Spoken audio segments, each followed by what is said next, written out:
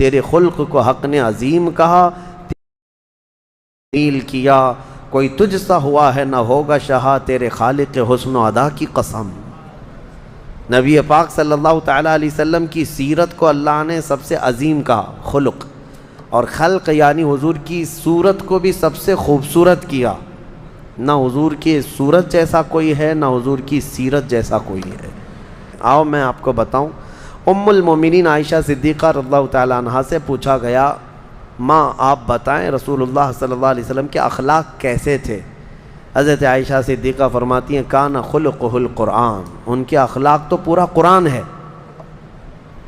حضور صلی اللہ علیہ وسلم کے اخلاق قرآن ہے۔ حضرت عائشہ فرماتی ہیں قرآن حضور کے اخلاق ہیں، پورے ہیں۔ میں یہ کہتا ہوں اپنے غیر بھی اس بات سے متاثر ہیں کہ نبی پاک صلی اللہ علیہ وسلم کے اخلاق کوئی بناوٹی اخلاق نہیں تھے۔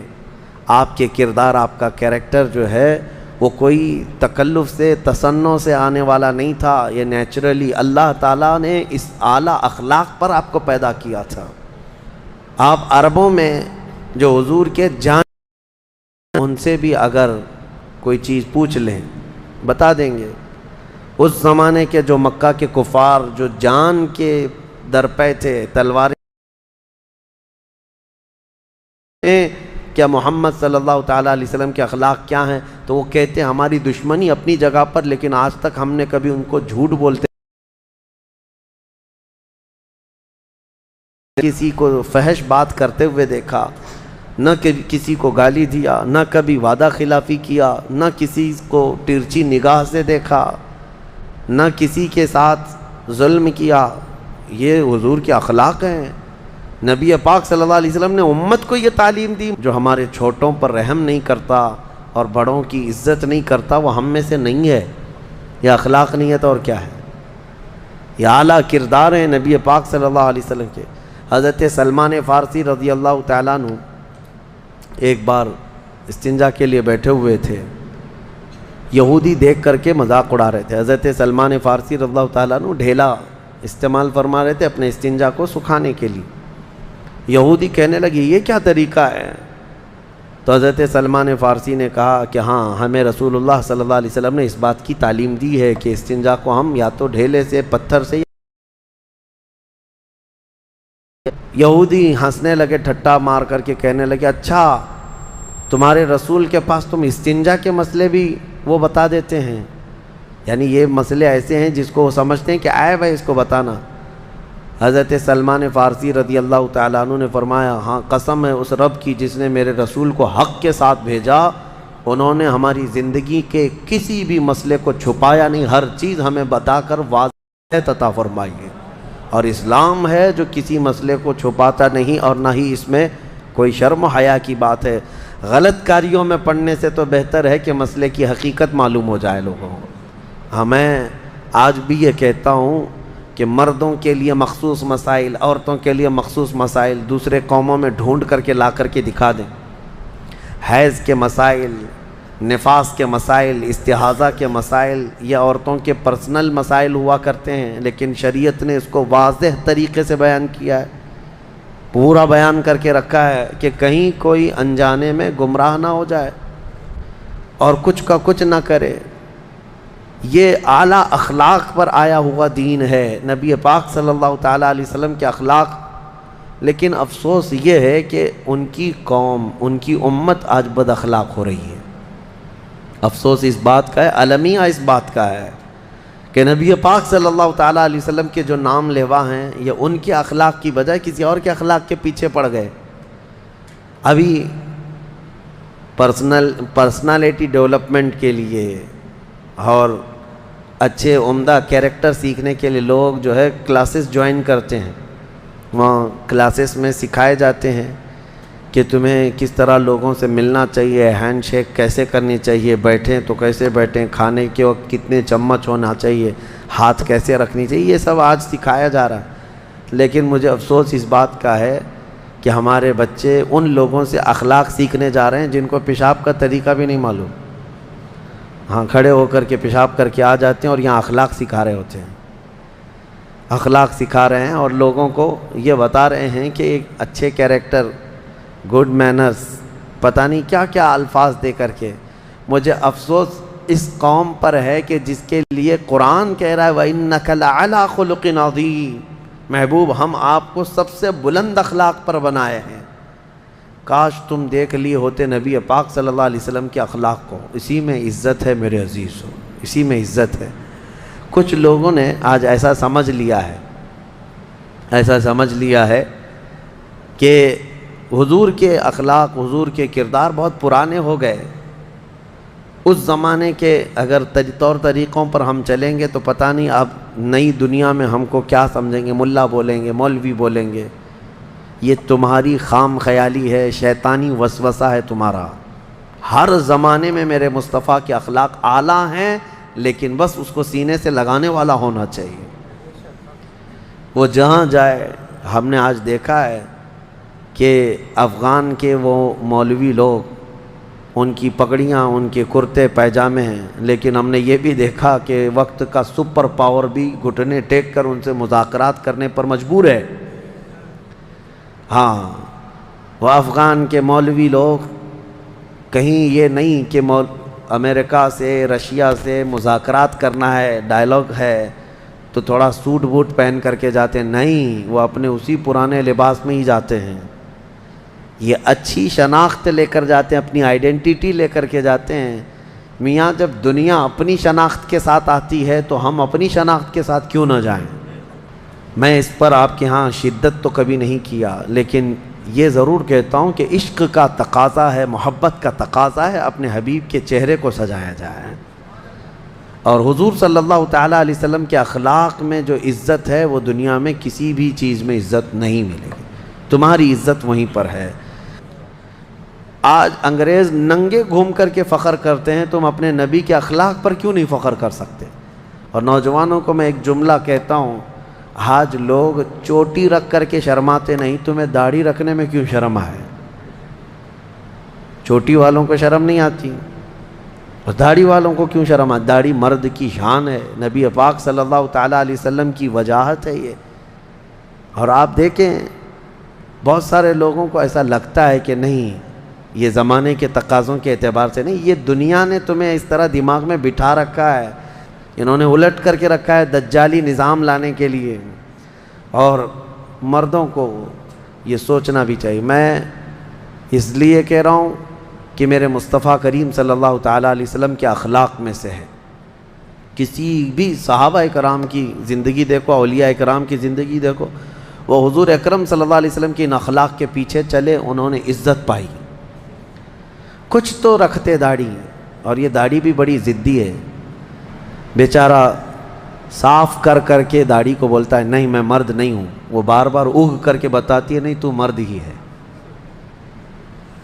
وہ پھر آتی ہے روزانہ اور پھر بولتی ہے نہیں تم مرد ہو بھائی. اور یہ اس کے ساتھ لڑتا ہی رہتا ہے. دیکھنے پر آپ کا چہرہ مردانہ نظر آئے، اتنی داڑھی تو رکھے کہ دور سے نظر آ جائے کہ اس کے چہرے پر بال ہیں. نبی پاک صلی اللہ تعالیٰ علیہ وسلم کی سنت سمجھ کر کے رب تبارک و تعالیٰ نے فرمایا وَإِنَّكَ لَعَلَىٰ خُلُقٍ عَظِيمٍ، اے محبوب ہم نے آپ کو بلند اخلاق پر بنایا ہے، بلند اخلاق پر بنایا ہے. حضور اکرم صلی اللہ تعالیٰ علیہ وسلم کے لیے جو الفاظ حدیث میں آئے ہیں نا، جنہوں نے حضور سے ملاقات کی ہے، حضور ایسے ملتے تھے. یہاں تک کہ صحابہ کرام فرماتے ہیں حضور صلی اللہ علیہ وسلم مصافحہ کرتے تو جب تک سامنے والا ہاتھ نہیں نکالتا حضور نہیں ہاتھ چھوڑتے تھے. وہ سامنے والا خود ہی ہاتھ چھوڑ لے تب حضور ہاتھ چھوڑتے، یہ نہیں کہ کھینچ لے. آج ہم سے بھی یہ نہیں چیز ہو سکتی. کثرت سے لوگ مصافحے کے لیے آتے ہیں، ہم مصافحہ کرتے رہتے ہیں، اتنا وقت ہی نہیں ہوتا. لیکن مصطفیٰ کریم کے ان اخلاق کو دیکھیں. کوئی آتا حضور کے ہاتھ کو پکڑتا تو حضور پاک صلی اللہ تعالیٰ علیہ وسلم ہر ایک کو وہ عزت دیتے تھے کہ سامنے والے کو یہ لگتا میں ہی سب سے اہم ہوں، حضور کی بارگاہ میں ہی سب سے اہم ہوں. ہر ایک یہی سمجھتا. نبی پاک صلی اللہ تعالیٰ علیہ وسلم جب کسی سے بات فرماتے تو اس کی طرف پوری توجہ فرماتے، اور یہاں تک کہ وہ کوئی ایک بات کو بار بار ریپیٹ کرتا ہے، دہراتا ہے تو حضور اس کے ہر بار جواب بھی دیتے تھے. اللہ کے حبیب صلی اللہ تعالیٰ علیہ وسلم نے کبھی بھری محفل میں کسی کو ذلیل نہیں کیا، حتیٰ کہ جنگ بدر کے موقع پر صفیں لگا رہے تھے تو ایک صحابی ان تھوڑا سا آگے آ گئے تھے، ان کا پیٹ باہر تھا صف سے آگے، حضور نے اپنی چھڑی سے ان کو پیچھے کیا، پیچھے جاؤ، صف میں برابر ہو جاؤ۔ تو انہوں نے کہا کہ میں بدلہ لے لوں گا، آپ نے چھڑی ماری ہے مجھ کو۔ نبی پاک صلی اللہ علیہ وسلم نے منع نہیں فرمایا، کہا کہ ٹھیک ہے آ جاؤ، چھڑی ان کے ہاتھ میں دی، صحابہ دیکھ رہے تھے۔ کہا اس صحابی نے کہ میں تو کپڑا اوپر نہیں تھا میرے جسم پر، آپ تو کرتا پہنے ہوئے ہیں، آپ بھی اپنا کرتا اٹھا دیجئے۔ نبی پاک اگر مہر نبوت کو بوسا دیتے ہیں، اور اس کے بعد حضور صلی اللہ تعالیٰ علیہ وسلم کو اتنا محبت سے چوم لیا، اس کے بعد کہتے ہیں میرا بدلہ ہو گیا۔ حضور نے پوچھا تم ایسا کیوں کر رہے ہو، ایسا کیوں کیا تم نے؟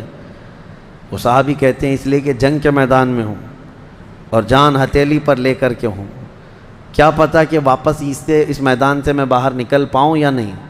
میں نے یہ سوچا اس دنیا سے جانے سے پہلے آپ کے جسم سے مس ہو جاؤں تاکہ اس برکت سے جہنم کی آگ حرام ہو جائے۔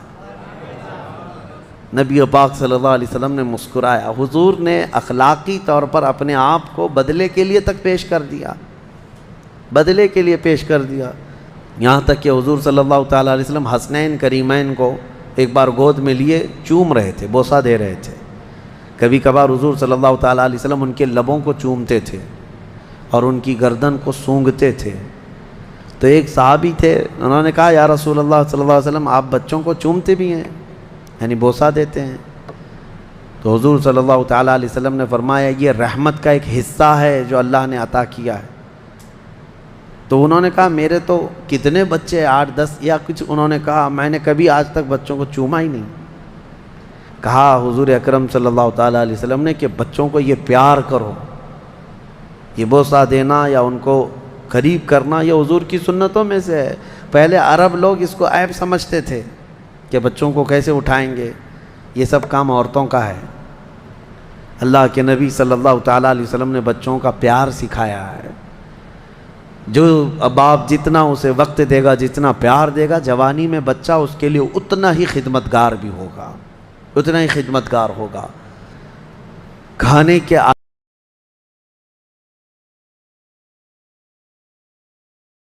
برتن میں بیٹھو تو کس طرح سے کھاؤ۔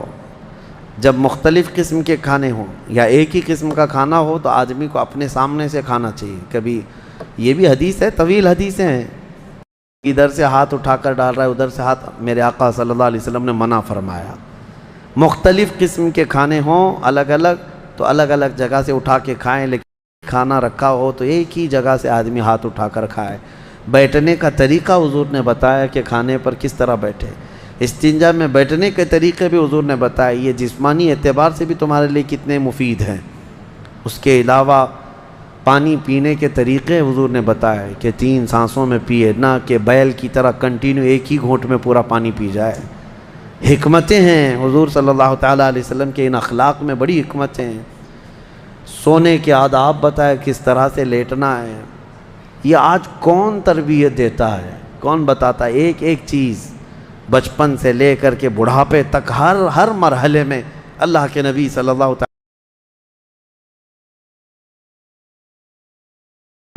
اور لوگوں کو بہت سارے میدان ہیں جس میں اللہ کے نبی صلی اللہ تعالیٰ علیہ وسلم نے اپنے اخلاق سکھائے ہیں۔ کیا کیا کہیں، بس یہی ہے جو اعلیٰ حضرت فاضل بریلوی نے فرمایا، یا رسول اللہ تیرے خلق کو رب نے عظیم کیا، تیرے خلق کو رب نے جمیل کیا، کوئی تجھ سا ہوا ہے نہ ہوگا شہا، تیرے خالق حسن و ادا کی قسم۔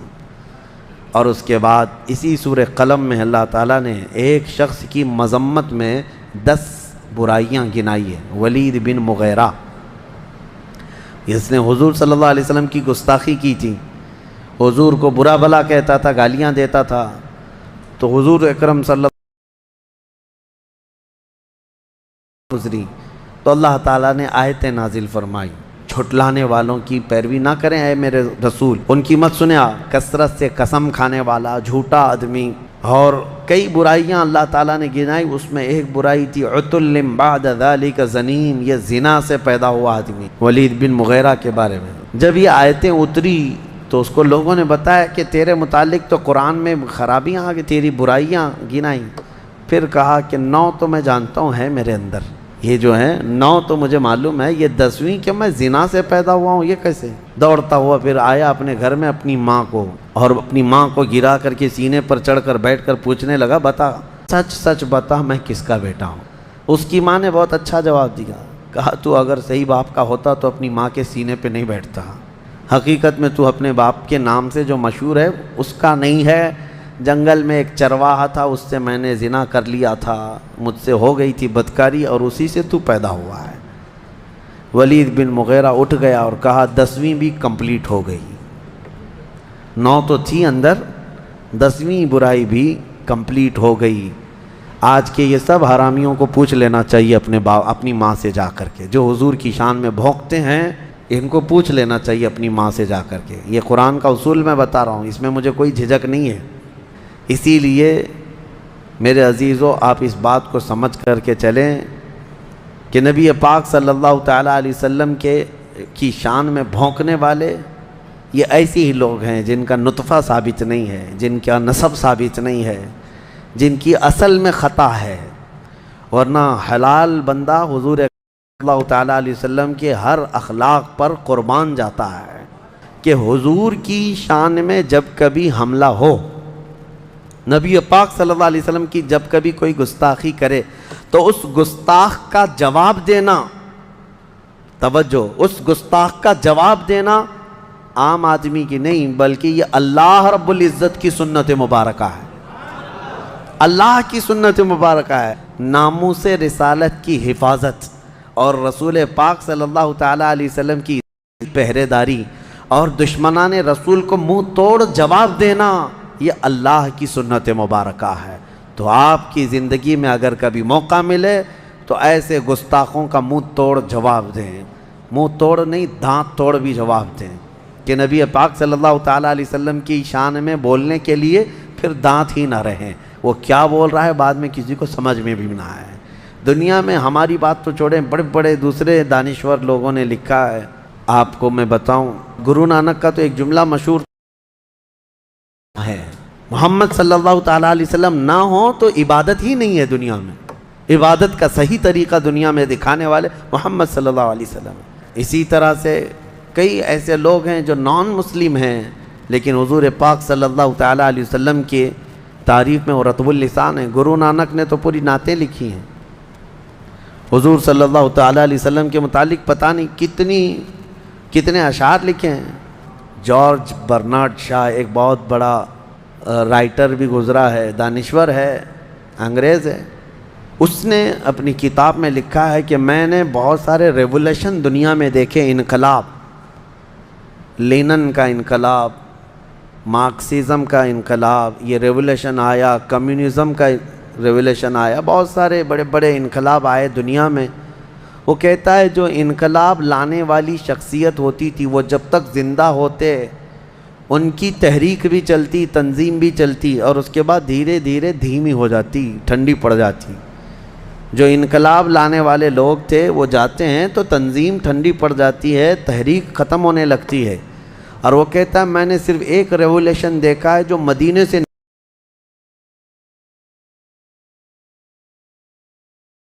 دنیا میں پھیلا تھا، اور اس کے بانی محمد صلی اللہ علیہ وسلم، اس کے فاؤنڈر محمد صلی اللہ علیہ وسلم دنیا سے پردہ تو کر گئے، لیکن ان کا لایا ہوا ریولیوشن، ان کا لایا ہوا انقلاب 14 صدیوں کے بعد بھی ٹھنڈا نہیں پڑتا، روز بڑھتا ہی جاتا۔ آج تک کسی اور انقلاب میں اتنا اثر نہیں دیکھا کہ اتنے لانگ ٹائم پر کسی بانی کا اثر پایا جاتا ہو۔ یہ ہم نہیں کہہ رہے، یہ مسلمان نہیں ہے، جس نے لکھا ہے وہ جارج برنارڈ شاہ، یہ انگریزوں کا رائٹر ہے۔ بہرحال دنیا جس کی آنکھیں کھلی انہوں نے پہچانا، لیکن میں آج ان لوگوں کی تعریفوں کو دلیل کے طور پر یا حضور کی فضیلت کے لیے نہیں بیان کر رہا ہوں۔ حضور پاک کی فضیلت کے لیے حسان بن ثابت بھی ہیں، حضور کی تعریف کرنے والوں میں امام شرف الدین بوصیری بھی ہیں۔ ان لوگوں کی تعریف کیے ہوئے الفاظ اور ان کے نام میں آج اس لیے گنا رہا ہوں. الفضل لما شہید بہ الاعداء، عربی میں مقولہ مشہور ہے کہ فضیلت اس کی بہت ہے جس کے دشمن بھی گواہی دے رہے ہوں، جس کے دشمن بھی گواہی دے رہے ہوں، اس کی فضیلت ہے. ورنہ نبی پاک صلی اللہ تعالیٰ علیہ وسلم کی تعریف کے لیے انسان تو انسان ہے، خلاق کائنات خود قرآن میں اپنے حبیب کی تعریف بیان کر رہا ہے. وَرَفَعْنَا لَكَ ذِكْرَكَ إِنَّا أَعْطَيْنَاكَ الْكَوْثَرَ، یہ سب نبی کی شان میں تو اللہ نے فرمایا. یہ ہیں کئی آیتیں جو ڈیفنس میں اللہ نے اتاری. ابو لہب نے کہا تھا محمد تمہارے دونوں ہاتھ ٹوٹ جائیں، تباً لک یا محمد، نعوذ باللہ. ابو لہب نے یہ کہا حضور کو گراں گزری یہ بات، تو اللہ نے ڈیفنس میں جواب میں فرمایا آپ کے نہیں، تبت یدا ابی لہب و تب، ابو لہب کے دونوں ہاتھ برباد ہو جائیں. کون جواب کون دے رہا ہے؟ رب ذوالجلال دے رہا ہے. نبی کی طرف انگلی اٹھاؤ، جواب اللہ کی طرف سے ہے. کافروں نے ایک بار ایک بات مشہور پر وہی نہیں اتر رہی تھی، 15 دن ہو گئے تھے، کوئی آیت نہیں آ رہی تھی، تو یہ افواہ اڑا دی. وَدَّعَا رَبُّ مُحَمَّدٍ مُحَمَّدًا، محمد کے رب نے محمد کو اب چھوڑ دیا ہے، اب کوئی وہی آتی نہیں، آیت آتی نہیں ہے. وَدَّعَا رَبُّ مُحَمَّدٍ مُحَمَّدًا، نعوذ باللہ من ذالک. یہ بات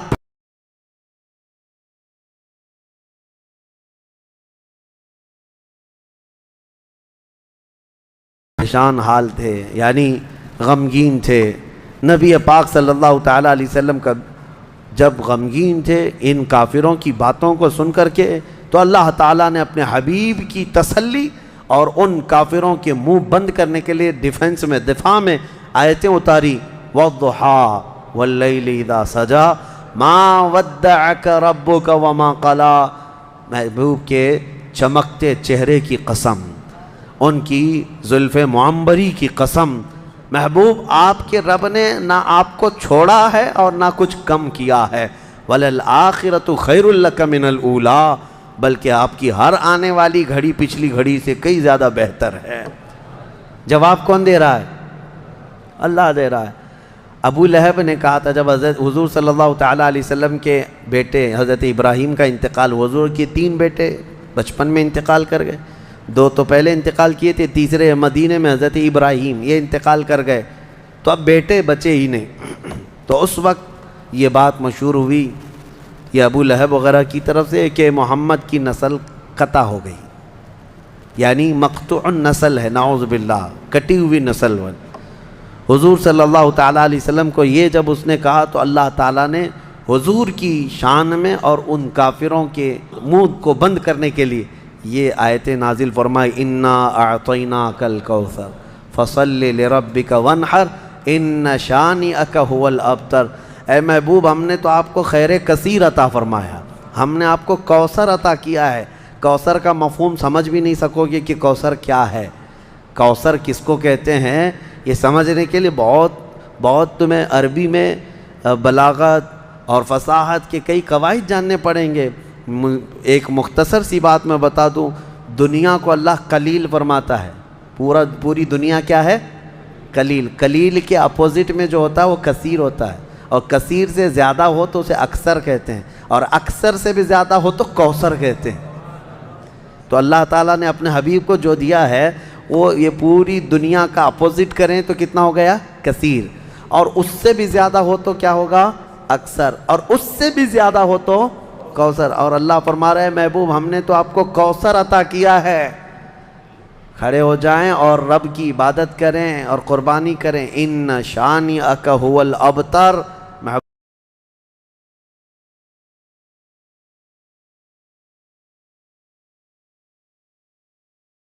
اللہ کا فرمان حق ہے. ڈھونڈ کے نکالو ابو لہب کے بیٹے کہاں رہتے ہیں، نکال کے دکھاؤ کہاں ہیں ابو لہب کی اولاد. پتہ ہے کسی کو ایڈریس وغیرہ؟ کسی کو پتہ ہے؟ کوئی نہیں ڈھونڈ کر لا سکے گا. وہ مقطوع نسل خود ہو گیا، لیکن جس چپے میں جس علاقے میں بھی جائے سادات کی خوشبو تمہیں ملتی رہے گی.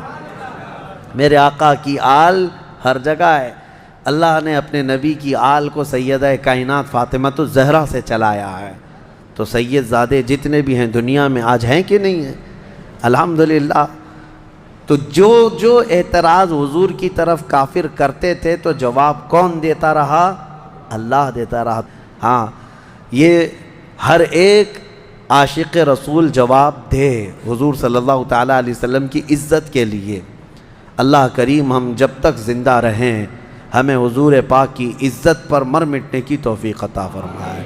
ہم نے یہی دعا کیا ہے جو زندگانی باقی یہ ارادہ کر لیا ہے، یا رسول اللہ تیرے منکروں سے آقا میں مروں گا لڑتے لڑتے، تیرے منکروں سے آقا میں مروں گا لڑتے لڑتے۔ مولا کریم ہمیں آخری دم تک حضور کا وفادار بنا کر کے رکھے، حضور کے جلووں میں زندگی دے، حضور کے قدموں میں موت عطا فرمائے۔